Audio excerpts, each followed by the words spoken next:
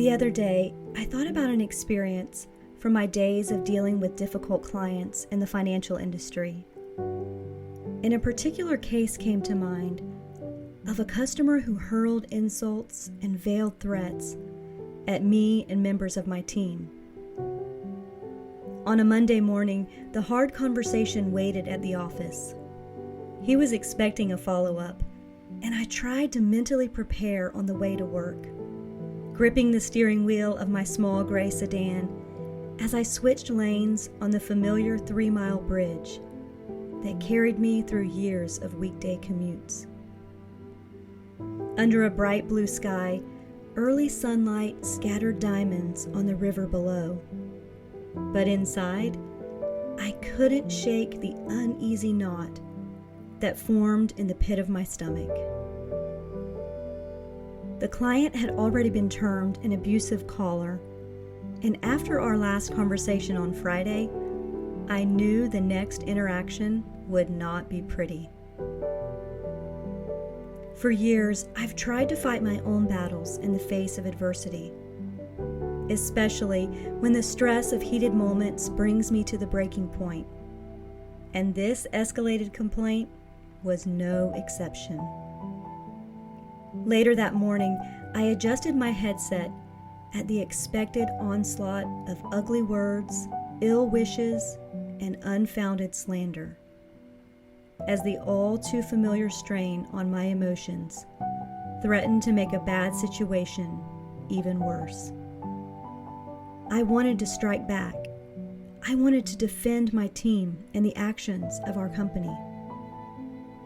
But the words of 1 Peter 2:23 stopped me. When they hurled their insults at him, he did not retaliate. When he suffered, he made no threats. Instead, he entrusted himself to him who judges justly. I pressed mute for just a moment, let out a long, low breath, and offered a silent prayer.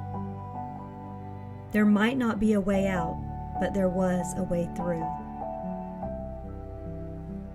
When life spins out of control, it's tempting to leverage the power of human strength. And Peter knew firsthand the inner turmoil of wanting to handle things on his own. Like you and I, he didn't always choose the challenges that came his way, but he experienced a desire to manipulate the outcome.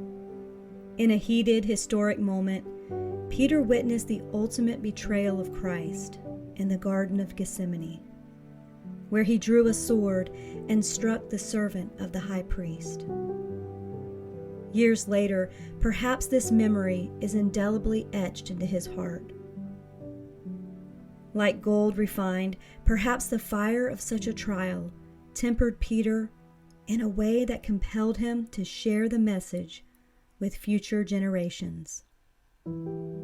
He watched Christ walk through when he wanted to walk out. He watched him suffer without seeking revenge and surrender his own will when it would have been much easier to use strength or force. I don't know what battle or challenge you face today, but if you're dealing with a difficult client or wondering how to manage a hard conversation on the calendar, there is calm assurance in remembering Christ paved the way before us. In turn, we can look up and trust Him for peace and strength in the middle of hard or painful moments.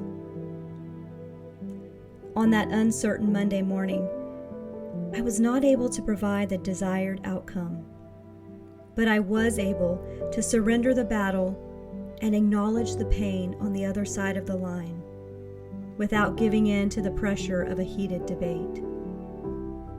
The customer and I came to agreeable terms, and as time continues, I'm learning that problem resolution isn't always as much about the outcome as it is about how the other person is treated and whether or not I become more Christ-like in the process.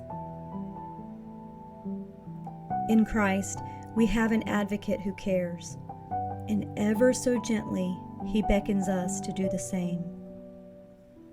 Above the turmoil, beyond the pain, He offers a tender invitation to respond, to lay each burden down and trust in the power of His name.